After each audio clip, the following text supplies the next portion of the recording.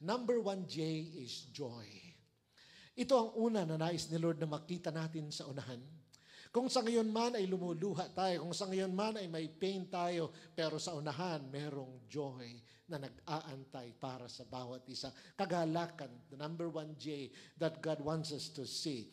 In verse 1 of Revelation chapter 19 na binasa natin kanina, after these things, I heard a loud voice of a great multitude in heaven saying, Hallelujah!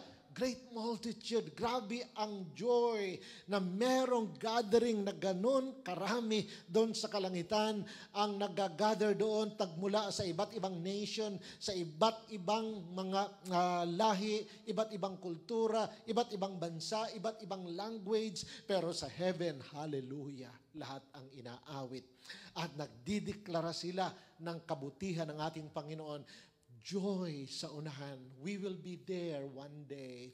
At sa time na yon, magkikita-kita na ang mga from Old Testament na mga believer hanggang sa New Testament na believers. Sina Moses ay makikita na natin paano sila mag-worship sa Panginoon. Si David lalo na pag nagpe-praise kay Lord ay with all his might na siya ay pinagtawanan pa ng kanyang asawa dahil ang sabi ng asawa niya, para kang si Raulo na nagpupuri sa kalsada pa. Ang dignidad mo bilang hari, hindi mo inaalagaan.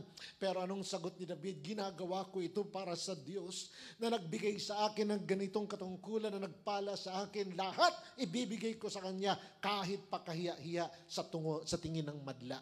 Mga kapatid, makikita natin yan sa heaven. Paano si David with joy ay nagpupuri at sumasamba sa Panginoon. Dahil yan ang nais ni Lord na picture na makita ng lahat. Kaya nothing compared ang pinagdadaanan natin dito pagdating ng time na yon.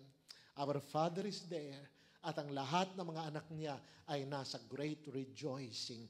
Joy in God's presence.